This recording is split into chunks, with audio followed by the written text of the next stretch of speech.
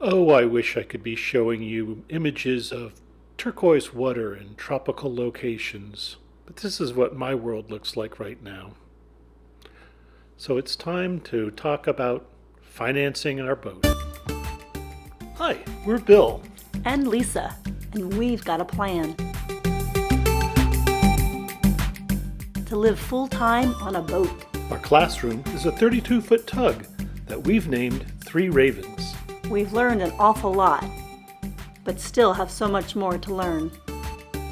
And we want to share what we've learned with you in hopes that we can educate and inspire you to follow your dreams. Join us on our journey. If you want to start a real lively conversation among boaters, just ask them about the best way to finance a boat. You'll be sure to get a bunch of opinions. We just want to point out that every person's financial situation is different and unique. Yeah, we're not trying to say that our way is the only way or the right way or the best way. But we want to share with you some of the things that we've been doing, some of the things that we've been learning as we figure out how to finance our next boat. I've owned a number of boats, ranging from $100 all the way up to $3,000. But in each of these, I paid for them with cash. But when I stepped up to Three Ravens, it was time to introduce myself to the world of boat loans. Now, boat loans typically involve some of your money and some of their money.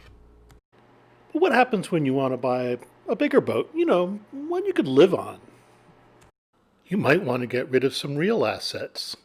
And unless you've kept your cash stuffed under a mattress somewhere, chances are you've got it invested. And then finally, you might want to take out some loans. But finding a balance between these funding sources can be quite the dilemma. Now, some people will tell you that using your investments to buy a boat is like throwing money down a hole, that there's no return on an investment in a boat. And we disagree. We think the return on our investment will be our experiences we have over the next 5 to 10 years. And there's real value in that. Yeah.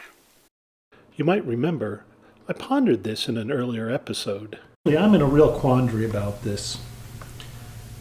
Does it make more sense to pay cash for a boat and just buy what you can afford? Or does it make more sense to borrow some money? Personally, I'm pretty much allergic to taking on more fixed expenses. But does it make more sense to maybe borrow a little money and get more boat? At this point, I'm just not sure, and I'm going to be looking for some professional advice on this. So that's exactly what we did. We sat down with our investment counselors to discuss this balance, because some of our assets will be used to live on, while some of them will be used to purchase a boat. In discussing this with them, they came up with the magic number of 6%. They explained that if we could find a boat loan for less than 6%, it might make sense to actually borrow money, leaving our investments where they are and letting them grow.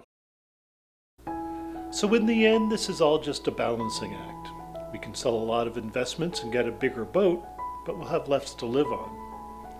Or we could leave our investments and borrow some money, but of course we'll have the carrying costs of all of those loans with less to live on. So we've got some decisions to make, and fortunately we've got some time to do it. We've got our investment counselors crunching some numbers right now, and we'll be talking with them for the next year about our best plan. But I want to make it very clear that every person's financial situation is different, and we are not trying to say that we have the answer or the best way. Each person will have to make their own decisions. We are just showing you some of the things that we've learned as we've looked into financing our boat. Thanks for joining us on our journey as we've learned an awful lot and have a lot of fun.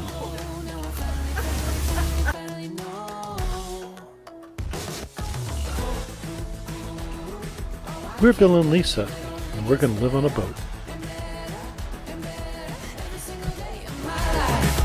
Now, some people would say that using your investments to buy a boat, it's like throwing money down a hole. I don't remember what I was going to say.